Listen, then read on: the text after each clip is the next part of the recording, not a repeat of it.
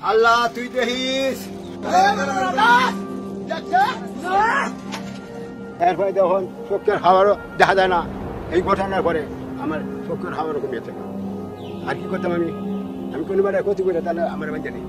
বৃদ্ধার চুল দাড়ি জোরপূর্বক কাটা কি মানবিকতা নাকি অবমাননা? প্রকাশ্যে জোর করে চুল কেটে নেওয়ার ঘটনায় গভীর উদ্বেগ জানিয়েছে আইন ও সালিশ কেন্দ্র আসক। সংগঠনটি বলছে এ ধরনের আচরণ বেআইনি, অমানবিক এবং মৌলিক মানবাধিকারের সুস্পষ্ট লঙ্ঘন।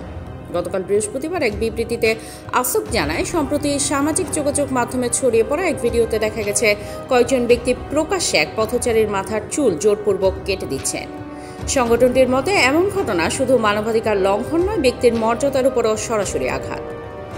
সংবিধানের উদাহরণ টেনে আসক জানায়, বাংলাদেশের সংবিধানের 31 অনুচ্ছেদ প্রতিটি নাগরিককে আইনের আশ্রয়ে মর্যাদাপূর্ণ জীবনযাপনের অধিকার দিয়েছে।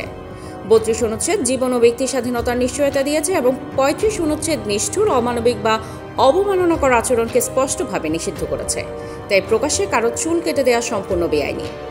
সামাজিক যোগাযোগ মাধ্যম ফেসবুকে ছড়িয়ে পড়া এক ভিডিও জনমনে তীব্র প্রতিক্রিয়া তৈরি করেছে। ভিডিওতে দেখা যায় সাধুর মতো দেখতে এক বয়স্ক ব্যক্তিকে 3 জন লোক জোর করে চুল কেটে দিচ্ছেন। স্থানীয়ভাবে তাকে অনেকে পাগল বলেও ভিডিওতে দেখা যায় তিনি বারবার চেষ্টা করছেন নিজেকে ছাড়িয়ে নিতে, কিন্তু শক্তিতে প্রতিপক্ষের সঙ্গে পেরে উঠতে পারেননি। 3 জন যুবক দেখতে সবল ও ইসলামী বেশধারী।